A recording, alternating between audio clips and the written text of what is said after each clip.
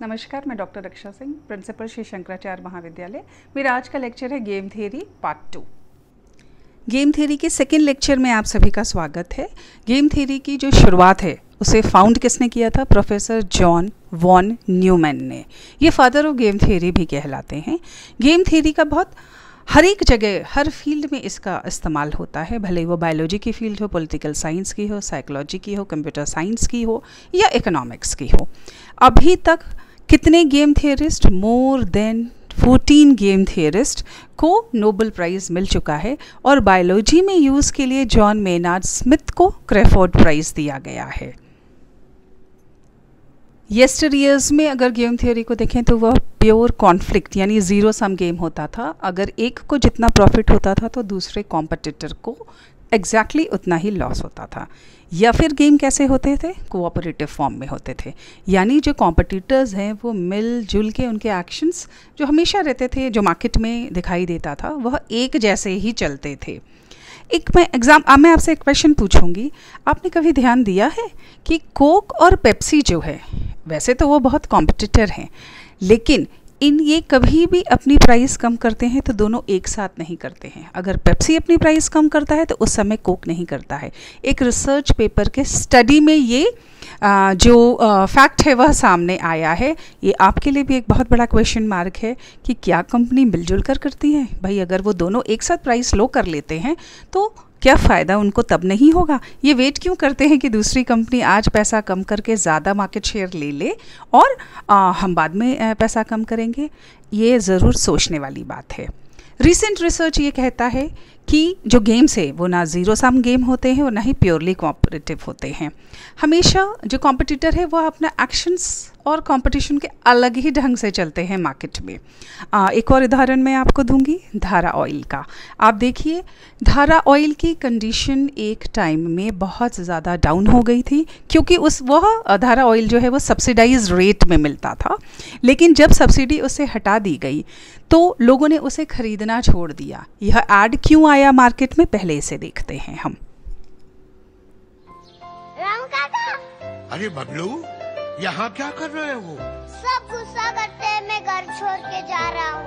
मगर घर में तो मम्मी ने गर्मा गर्म जलेबियाँ बनाई है। जलेबी?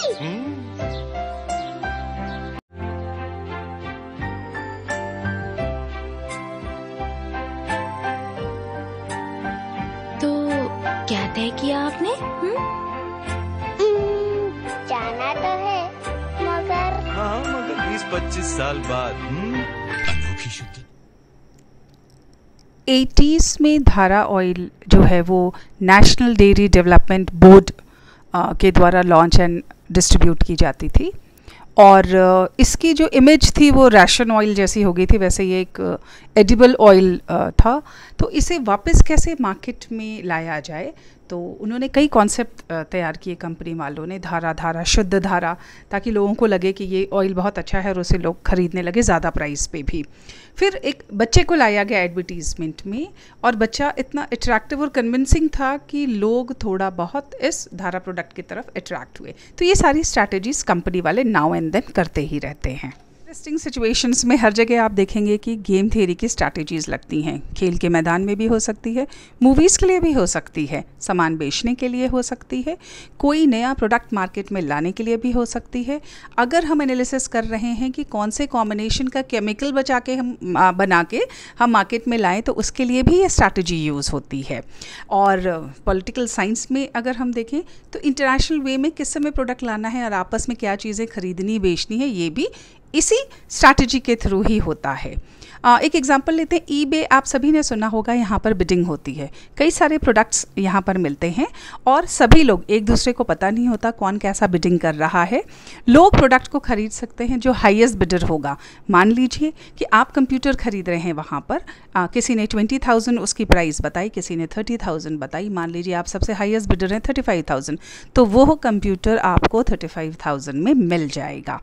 बिडिंग जो होती है वो एयरलाइंस में, क्वेश्चन है आपके लिए, पहले एयरलाइंस में आप जैसे ही चढ़ते थे वह आपको एक बुक देते थे, उसमें कई सारे प्रोडक्ट होते थे, ज्वेलरी से लेके बैग से लेकर फ़ैन तक होता था, और आपको बिडिंग करनी होती थी। पूरे प्लेन में जितने लोग बैठे हैं आपस में नहीं मालूम होता था किसने कितनी प्राइस उसकी उस समय डाली है। जो हाईएस्ट बिडर रहता था उसको वो ऑफ़र होता था कि आप यह सारा सामान इस प्राइस पे ख़रीदना चाहेंगे क्या। तो ये कैसे होता है, हमें ये नहीं पता होता कि जो दूसरा पर्सन है वह उस समय कितना उसके बारे में लिख रहा है। इसमें हम कैसे जीतते हैं या हारते हैं, जो गेम है, how much should you bid and when should you make your bid, जो इसमें सक्सेस है आपके decision depends on the choice made by other bidders. उन्होंने क्या उस समय डाला है, और अगर आपने ज़्यादा प्राइस उसकी 1 रुपये भी ज़्यादा डाला है तो वह प्रोडक्ट आपका होगा, या गेम में है तो जीत आपकी होगी।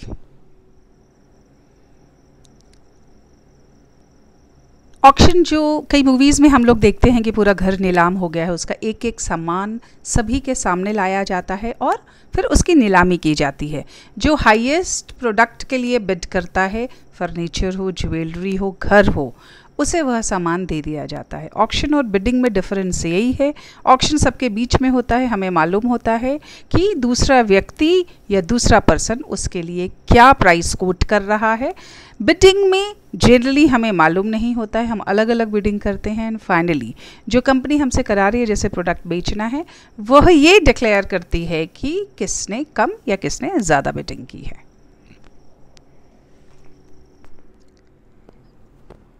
गेम थ्योरी कभी भी गेम यानी जो हम खेलते हैं उससे कभी भी कन्फ्यूजन नहीं होना चाहिए, क्योंकि ये सिर्फ गेम पे एप्लीकेबल नहीं है, ये हर एक जगह एप्लीकेबल है। कि आपको पता है कि जो टैक्स डिपार्टमेंट है वो भी इसी स्ट्रैटेजी के थ्रू कुछ लोगों का ही ऑडिटिंग करते हैं एक सैम्पल लेके, ताकि वो मैक्सिमम लोगों को पकड़ पाए उस सैम्पल के थ्रू कि कोई गलत क्लेम तो नहीं कर रहा है। अगर हम और देखें तो जो इकोनॉमिस्ट हैं, जो डिसीजंस मेड बाय कंपनीज़ हैं जो कम्पीट करती हैं मार्केट में या फिर सेवरल मार्केट्स में, सैमसंग नोकिया का हमने एग्जांपल पिछले में भी देखा था कि नोकिया कैसे अपनी हार्डवेयर डिज़ाइंस को चेंज नहीं किया तो वह पीछे हो गया था, लेकिन अब वह फिर मतलब 20s में और 90s के एंड में उसने फिर से अपनी स्ट्रैटेजीज़ को चेंज किया और वो मार्केट में फिर से इन हो गया है।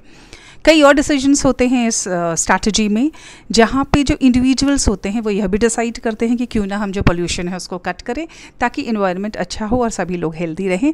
जैसे लोग आजकल कंपोस्ट बनाने लगे हैं, बायो एंजाइमर बनाते हैं, एक लिंक मैंने दिया है कि यह सब कैसे बनते हैं, उसको आप देख सकते हैं।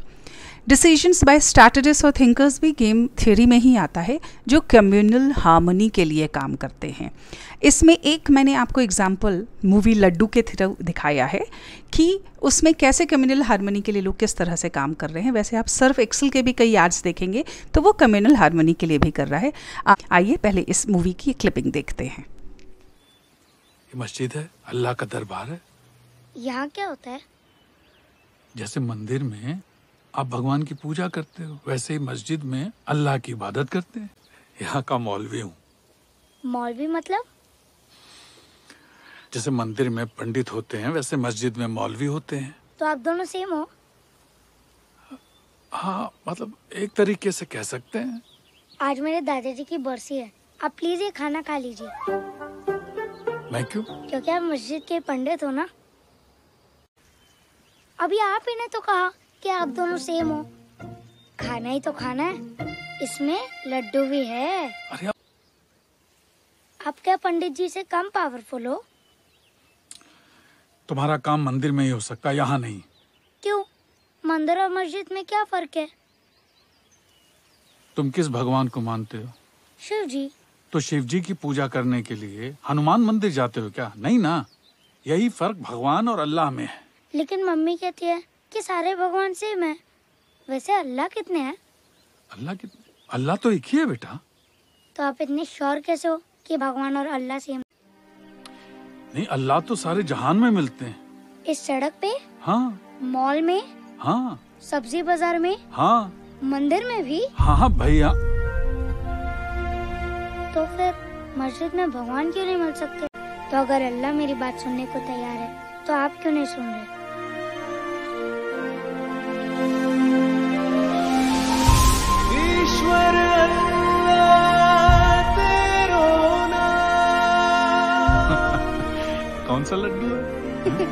मेरे दादाजी भी हमेशा लड्डू से ही शुरू करते थे। लड्डू में बच्चा इतना अच्छे से समझा रहा है और सामने मौलवी जी कन्विंस भी हो जाते हैं। लोगों को यह मैसेज इसके द्वारा दिया गया कि हर धर्म के लोग एक ही होते हैं, भेदभाव हमें नहीं करना चाहिए। आपको ये नहीं लगता कि यहाँ पे क्या स्ट्रैटेजी होगी? देश में शांति और अमन भी रखना है तो यह भी स्ट्रैटेजी के थ्रू ही होती है, तभी हमारी ग्रोथ बहुत अच्छे से हो सकती है। अब देख लेते हैं गेम थ्योरी की टर्मिनोलॉजीज कौन कौन सी इसमें यूज़ होती हैं। गेम, सबसे पहले गेम को देखते हैं हम लोग। गेम में क्या है, ये जो एक्शंस हैं वो दो या उससे ज़्यादा जो प्लेयर्स हो या डिसीजन मेकर हो उन पे डिपेंड करता है।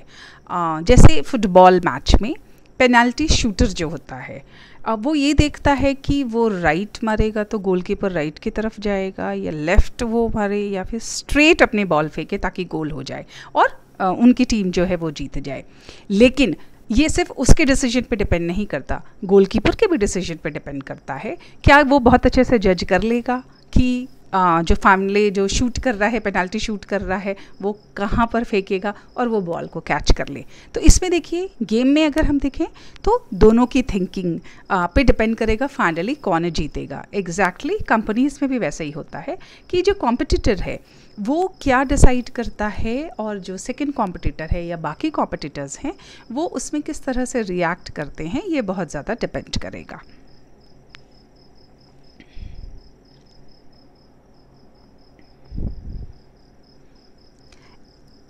इसमें प्लेयर्स होते हैं, एक टर्मिनोलॉजी ये भी होती है प्लेयर्स, वो जो कि डिसीजन मेकर्स होते हैं।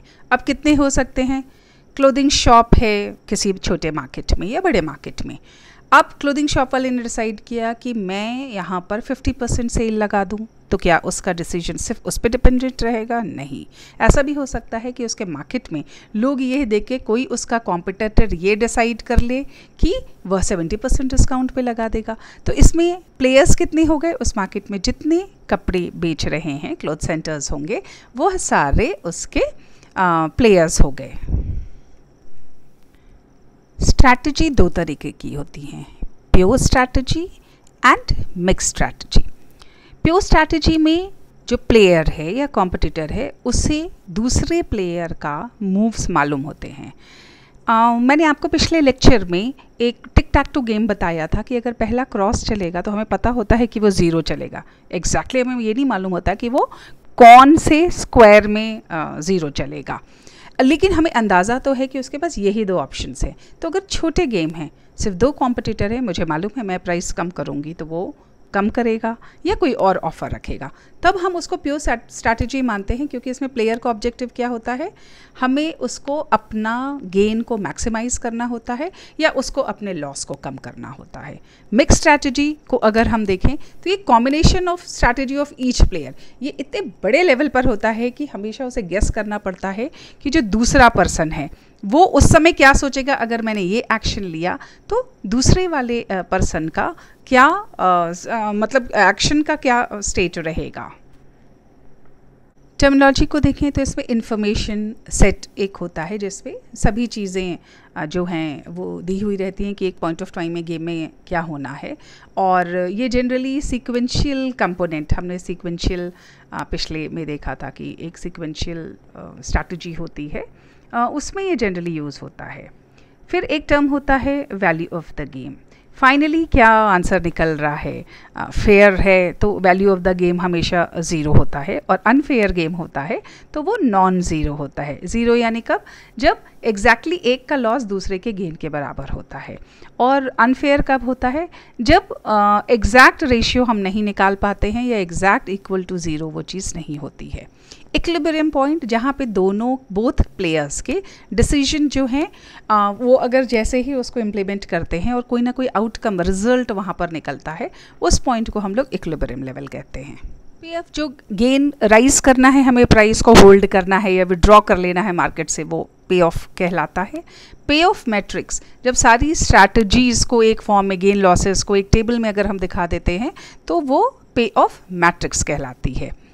गेम 0 सम हो तो लॉस जो है वो दूसरे के गेन के बराबर होता है। और हम ये भी कह सकते हैं जो पे ऑफ टेबल जो है एक प्लेयर का दूसरे में क्या डिफरेंस होता है, सिर्फ साइन का चेंज होता है। मतलब एक का अगर पॉजिटिव है तो दूसरे का नेगेटिव होगा। तो साइन चेंज होने की वजह से हम सिर्फ ज़रूरत क्या पड़ती है, सिर्फ एक का भी पे ऑफ बनाएंगे तो हमें मालूम है अगर इसका पॉजिटिव है तो दूसरे का नेगेटिव रहेगा। ये टेबल इस लेक्चर में सैडल पॉइंट कैसे निकलता है और प्योर स्ट्रैटेजी पे जो हम काम कर रहे हैं उसे हम लोग पढ़ेंगे, क्योंकि इकोनॉमिक्स में अगर हम देखें पीजी में सिर्फ ये पोर्शन कवर होता है, इसकी थोड़ी बहुत हमें मिक्स स्ट्रैटेजी की हमें बस थ्योरी आती है, तो उसे हम देखेंगे और आगे के लेक्चर में। स्ट्रैटेजी के कौन कौन से प्रिंसिपल होते हैं, एक होता है मैक्सिमम, दूसरा होता है मिनीमैक्स। प्लेयर ए जो है वो मिनिमम वैल्यू हर रो में देखता है। एक क्वेश्चन मैं आपको सॉल्व करके दिखाऊंगी। मेन उसका मोटिव होता है वह अपने गेन को जो है वो मैक्सिमाइज करता है गेन्स को, और जो प्लेयर ए होता है वो उसकी चॉइस जो कहलाती है वो मैक्सिमम प्रिंसिपल पे बेस्ड होती है, और जो कोरस्पॉन्डिंग गेन होता है उसे हम maximum value of the game कहते हैं। मिनी मैक्स में एग्जैक्टली देख लें हम, उसका अपोजिट होता है। जो प्लेयर है वह हमेशा अपने लॉसेस को मिनिमम करने की कोशिश करता है, और वो कैसे देखते हैं उसको, जो टेबल दी हुई रहती है उसके हर कॉलम के मैक्सिमम वैल्यू को लिया जाता है, और इसलिए वो मैट्रिक्स जो है वो कॉलम मैक्सिमा कहलाता है। इसमें स्ट्रैटेजी क्या होती है, मिनिमाइज हिज मैक्सिमम लॉस को वो करता है, और जो चॉइस ऑफ प्लेयर जो है वह हमेशा मिनीमैक्स प्रिंसिपल या corresponding loss is the Minimax value of the game कहलाती है। सैडल पॉइंट क्या होता है, इसमें रूल क्या होता है जो पे ऑफ मैट्रिक्स में हम लोग करते हैं, minimum element of each row जो है उसको हम लोग मार्क कर देते हैं स्टार मार्क से, नहीं भी करें तो हम एरो से उसको आइडेंटिफाई करते हैं। और कॉलम की तरफ अगर हम देखेंगे तो कॉलम में जाएंगे तो हम वहाँ पर क्या करें, जो ग्रेटेस्ट एलिमेंट कॉलम वाइज होगा उसको हम प्लस का साइन दे दें। अब देख लें टोटल में दोनों में, यानी पूरा जो हमारा मैट्रिक्स दिया हुआ है, ऐसा कौन सा एक स्ट्रैटेजी जो है जिसमें स्टार एंड प्लस दोनों आ रहा है, वो दोनों जो आएगा उसे वही पॉइंट सैडल पॉइंट का होता है। सैडल पॉइंट ही इक्विलिब्रियम पॉइंट कहलाता है, जहाँ पे maximum equals to minimax value हो जाता है, और यही ऑप्टिमम स्ट्रैटेजी होती है जो कोई कॉम्पिटिटर जो है सेलेक्ट करना चाहता है, और इसे ही हम वैल्यू ऑफ द गेम कहते हैं। पोस्ट ग्रेजुएशन में जिस तरह के क्वेश्चंस आ सकते हैं उसमें है सैडल पॉइंट के लिए यह क्वेश्चन दिया है, कॉम्पिटिटर ए एंड बी दो हैं, प्लेयर ए की चॉइस क्या क्या दी हुई है, A1 A2 दी हुई है, प्लेयर बी की कौन सी चॉइस दी है, B1 B2 दी हुई है। हमें क्या देखना है, पहले हम रो वाइज निकालेंगे कि रो में मिनिमम वैल्यू कौन सी है। रो में देखिए मिनिमम क्या है, 0 है, तो हमने देखिए यहाँ पर उसको लिख दिया। जब हम उसके आंसर में लिखने लगे, या हम चाहते जैसा मैंने पहले बताया तो हम आप 0 में आप क्या करते, स्टार डाल देते। सेकेंड रो में देखें, सेकेंड रो में यानी दिस रो, इस रो में मिनिमम वैल्यू कौन सी है, इसमें मिनिमम वैल्यू -1 है, यानी हमारा स्टार मार्क कहाँ आ गया, -1 पर आ गया। अब हम कॉलम वाइज देखते हैं। कॉलम वाइज के अगर हम ऐसे देखें, कॉलम वाइज में आप देखिए मैक्सिमम वैल्यू देखनी है, तो मैक्सिमम 0 और -1 में देखेंगे तो कौन सा होगा, 0 is your maximum value, plus sign कर दीजिए, या फिर ऐसे भी आप लिख सकते हैं, नीचे आपने 0 करके उसको ब्रैकेट के अंदर डाल दिया। और फिर क्या करेंगे आप, सेकेंड रो कॉलम में देखेंगे तो मैक्सिमम वैल्यू 2 और 4 है, तो आप क्या करेंगे, 4 इज़ योर बड़ी वाली वैल्यू हुई आपकी, तो यहाँ पर भी आपने क्या कर दिया, प्लस का साइन डाल दिया। फाइनली जब आप पूरा आंसर इसको सॉल्व कर लिया है आपने, तब आप क्या देख रहे हैं यहाँ पर कि आपका आंसर कहाँ पर आया है। इसमें आप देखेंगे अगर तो देखिए जो 0 की वैल्यू है वो हमारी वैल्यू ऑफ द गेम कहलाएगी, क्योंकि दोनों तरफ मैक्सिमम भी वही है एंड मिनी मैक्स भी 0 ही आ रहा है, इसलिए सैडल पॉइंट 0 पे होगा और वैल्यू ऑफ द गेम 0 होगी हमारी। इकोनॉमिक की थ्योरी में एक बहुत इंटरेस्टिंग बात है कि हमेशा उसमें लिमिटेशंस बताए ही जाते हैं। ऐसी कोई थ्योरी नहीं होती जिसको हम ये मान लें कि दिस इज़ 100% करेक्ट। आपको याद होगा मैंने कहा था कि 2+2 इसमें 1, 2, 3, -1 कुछ भी हो सकता है। इसलिए हम थ्योरी में ये मानते हैं कि कुछ कंस्ट्रेंट होते हैं जो हम कभी पूरा नहीं कर सकते। जैसे आप देखिए, अगर आप रिसर्च पेपर भी लिखते हैं तो उसमें आप फाइनली बताते हैं कि कुछ लोगों ने सही आंसर दिया होगा, कुछ ने नहीं दिया होगा, कहीं तक आप पहुँच नहीं पाए, कई को क्वेश्चन एयर दिया तो उसने ढंग से नहीं भरा। बिल्कुल एग्जैक्टली उसी तरह से गेम थ्योरी के भी कुछ लिमिटेशंस हैं जिसको हम लेंगे। वो एक मॉडल बना रहता है, जैसे आपने क्वेश्चन में देखा सेटल पॉइंट करना है तो भाई इसकी ये वैल्यूज़ कौन लिखेगा, हु विल डिटरमाइन इट। तो फिर ये एक लिमिटेशन हो गई। इसमें जो बिहेवियर ऑफ प्लेयर्स है वो रैशनल बिहेवियर होना चाहिए, पर जनरली ऐसा हो नहीं पाता है। और गेम थ्योरी जो है उसमें क्या होता है, एक्चुअल बिजनेस प्लेयर्स अगर बढ़ने लगते हैं, मतलब अब 10, 12, 20, जैसे चेस का कैसे होता है, चेस गेम में आप देखिए बहुत सारे मूव्स एक साथ हैं तो हर कोई उसको बहुत अच्छे से नहीं कर पाता है, क्योंकि एट अ टाइम वो हर फैक्टर्स को नहीं इंक्लूड कर पाता है कि ये मेरे डिसीजन को किस तरह से इफ़ेक्ट करेगा। और दूसरा, गेम थ्योरी को कुछ लोग ऐसा मानते हैं कि ये सिर्फ जनरल रूल ऑफ लॉजिक है, विनिंग स्ट्रैटेजी के बारे में इसमें कुछ नहीं बताया गया है। अब एक्चुअल फील्ड में अगर हम देखें तो एक्चुअल फील्ड क्या होता है, वो तो अनसर्टेन है। हमने आज ये डिसाइड किया कि प्राइस कम करते हैं तो ज़्यादा लोग आएंगे, तो हो सकता है तब तक मार्केट में कोई सब्स्टिट्यूट आ जाए और लोगों से खरीदने लगे। तो जो अनसर्टेनिटी है उसको थ्योरी में इंक्लूड नहीं किया गया है। बिजनेसमैन जिनको एक्चुअली में इस स्ट्रैटेजी को फॉलो करना है उन्हें पूरी एडिक्वेट नॉलेज होती ही नहीं कि गेम थ्योरी को वो इम्प्लीमेंट कैसे करें। तो इसके अलावा भी कई और लिमिटेशंस हैं। हम लोग जनरली हमेशा कंस्ट्रेंट लेकर ही किसी थ्योरी को प्रूफ करने की कोशिश करते हैं। सॉल्व करने के लिए दे रही हूँ मैं स्लाइड शेयर का लिंक शेयर करूँगी, उसमें आप इसका आंसर ज़रूर दे दें।